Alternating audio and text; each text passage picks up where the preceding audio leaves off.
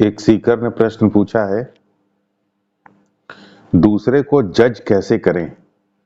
क्या दूसरे को जज करना उचित है या फिर भगवान के द्वारा हम भी वैसे ही जज किए जाएंगे जैसे कि हम दूसरे को जज करते हैं? देखिए, अगर आप दूसरे को जज अपने मूड के अनुसार, अपनी पसंद नापसंद के अनुसार या अपने ईगो के अनुसार करते हैं तो फिर दूसरे को जज करना सही नहीं है।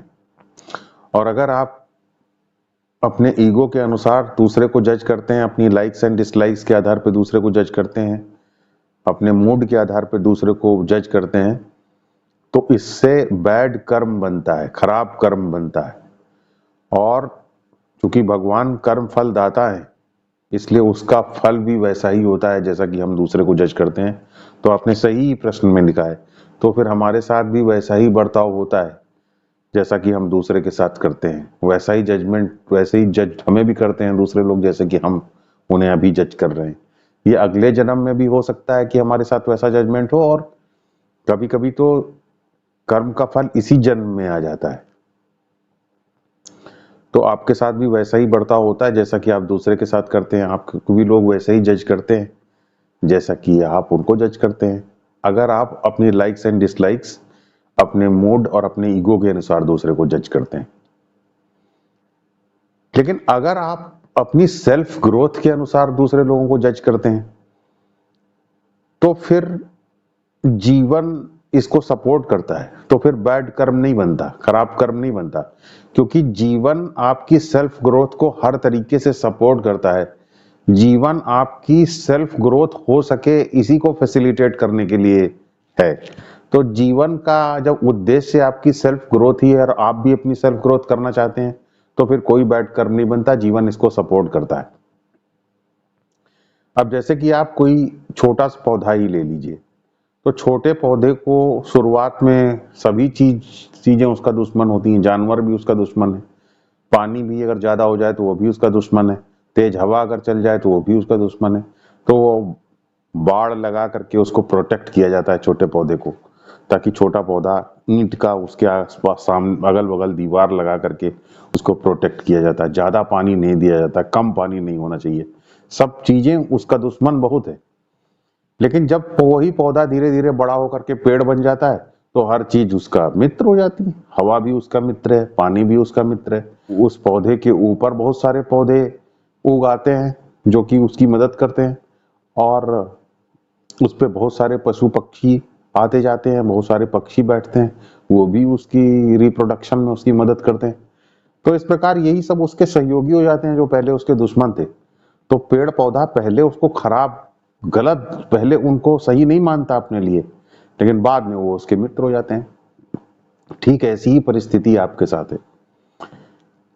आप जब अपनी सेल्फ ग्रोथ के लिए दूसरे लोगों को जज करते हैं और दूसरे लोगों को कहते हैं ये व्यक्ति मेरे लिए ठीक नहीं है, तो हो सकता है वो व्यक्ति ठीक हो, लेकिन आपके लिए आपकी उस स्थिति में वो ठीक नहीं है, क्योंकि आपके लिए वो प्रॉब्लम पैदा कर सकता है। देखिए, इसी चीज को मैं आपको थोड़ा सा अगर एक एग्जांपल देकर के समझाऊं तो आप शायद ज्यादा अच्छी तरह समझ सकेंगे। हेरल्ड ब्लूम ने किताब लिखी है, उस किताब का नाम है द एंजाइटी ऑफ इन्फ्लुएंस। उसमें हेरल्ड ब्लूम ने ये लिखा है कि जॉन मिल्टन इतने बड़े कवि थे, जॉन मिल्टन ब्रिटिश पोएट थे, जॉन मिल्टन इतने बड़े पोएट थे कि उनके उनके सामने दूसरे जो पोएट्स थे, जो यंगर पोएट्स थे, जिन्होंने पोएट्री लिखना अभी जस्ट शुरू किया था, वो उनके इन्फ्लुएंस के नीचे ही दब करके खत्म हो जाते थे। उनकी पर्सनैलिटी का, उनके वर्क का, उनके काम का इतना दबाव उनके ऊपर रहता था, यंगर पोएट्स के ऊपर, कि यंगर पोएट्स उस दबाव में आने के बाद उनकी ग्रोथ ही रुक जाती थी और उन्हें लगता था कि वो किसी काम के नहीं है। उनके अंदर एक वर्थलेसनेस की फीलिंग आ जाती थी। तो वो एक तरीके की एंजाइटी में जॉन मिल्टन को लेकर के रहते थे कि हम तो जॉन मिल्टन कभी बन ही नहीं सकते, जॉन मिल्टन जैसा हम कभी हो नहीं सकते। तो बताइए, जॉन मिल्टन इतने अच्छे कवि थे, लेकिन क्या उस यंगर पोएट के लिए जॉन मिल्टन अच्छा इन्फ्लुएंस है कि जॉन मिल्टन खराब इन्फ्लुएंस है? जॉन मिल्टन निश्चित रूप से उसके लिए खराब इन्फ्लुएंस है, क्योंकि जॉन मिल्टन उसकी ग्रोथ को रोक दे रहे हैं।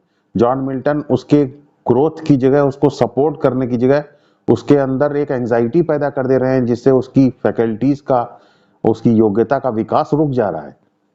तो इसी तरीके से जीवन में आपके साथ भी होता है। जब आप अपनी सेल्फ ग्रोथ करने की कोशिश करते हैं तो कभी कभी बहुत सारे ऐसे लोग होते हैं जो अच्छे होते हैं, लेकिन उनकी अच्छाई आपके ऊपर ऐसा दबाव पैदा कर देती है कि उस दबाव की वजह से आपकी नेचुरल ग्रोथ रुक जाती है, आपका विकास बंद हो जाता है। तो ऐसे अच्छे लोग आपके लिए खराब हैं, तो आपको उनके प्रभाव से दूर रहना चाहिए। इसीलिए हम लोगों को शास्त्र में हमेशा बताया गया है कि हमें सत्संग करना चाहिए। तो सत्संग में और एक दूसरे व्यक्ति में क्या फर्क है? सत्संग में हम अपने नेचुरल सेल्फ के साथ रहते हैं।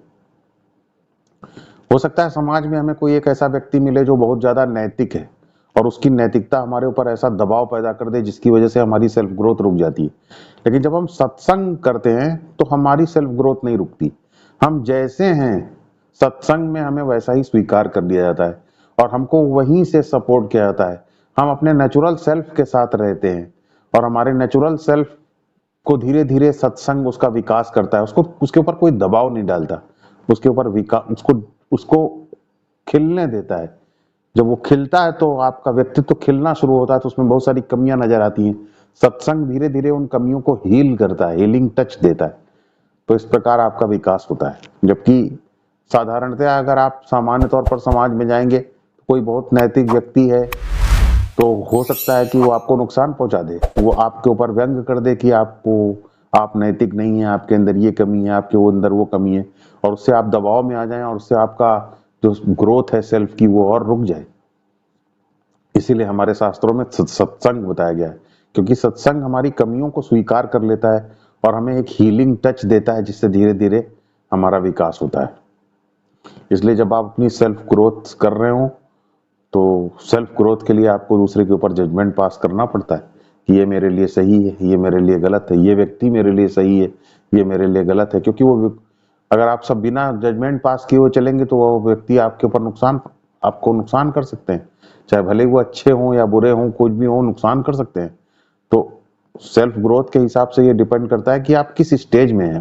उस स्टेज के हिसाब से आप ये डिसाइड करेंगे कि कौन आपके लिए अच्छा है और कौन आपके लिए बुरा। जहां तक जीवन का प्रश्न है, तो जीवन की दृष्टि से अगर देखेंगे तो जीवन को के ऊपर जजमेंट पास करना ठीक नहीं है। क्योंकि जब जीवन के ऊपर आप जजमेंट पास करते हैं सामान्यतः, तो उससे क्या होता है कि आपकी फ्लेक्सिबिलिटी खत्म हो जाती है, आपकी फ्लूइडिटी खत्म हो जाती है, आपका बहाव, आपका फैलाव खत्म हो जाता है। आप अपने अंदर बदलाव नहीं करते हैं, आप जीवन के ऊपर जजमेंट पास करके जीवन को क्रिटिसाइज करना शुरू कर देते हैं। इससे आपकी ग्रोथ रुक जाती है। इसलिए कहा जाता है कि जीवन के बारे में जजमेंट मत करो, जीवन की इंटेलिजेंस को समझो और उसके अनुसार अपने अंदर बदलाव करके जीवन के साथ बहो। तो इसलिए जीवन के ऊपर सामान्यतः जजमेंट पास करने से मना किया जाता है शास्त्रों में। लेकिन जीवन के प्रति स्वीकार भाव के साथ हम रहते हैं, इसका मतलब ये नहीं है कि हम अगर कीचड़ में गिर पड़े हैं तो हम कीचड़ में पड़े रहने को स्वीकार कर लें। जीवन के प्रति स्वीकार भाव रखने का तात्पर्य ये नहीं है कि अगर हमारे साथ कुछ बुरा हो रहा है तो हम उसको स्वीकार कर लें। अगर हम कीचड़ में गिर पड़े हैं तो पहले हमें इनवर्डली, अंदर से ये स्वीकार कर लेना चाहिए कि कोई बात नहीं, हम गिर गए हैं। हमें अंदर से स्वीकार कर लेना चाहिए और बाहर से हमें कीचड़ से बाहर निकलने की कोशिश करना चाहिए। तो अंदर से हमें स्वीकार भाव के साथ जीना चाहिए और बाहर जो भी हमारे लिए उचित है उसके लिए प्रयास करना चाहिए।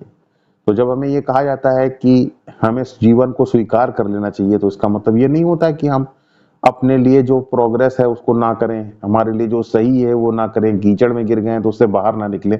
इसका तात्पर्य ये है कि इनवर्ड एक्सेप्टेंस रखें, अंदर से चीजों को स्वीकार करते हुए चलें, लेकिन बाहर से जो भी हमारे लिए उचित है, जो हमारे लिए सार्थक है, उसके अनुसार जजमेंट पास करते हुए और सही गलत का ध्यान रखते हुए आगे बढ़े।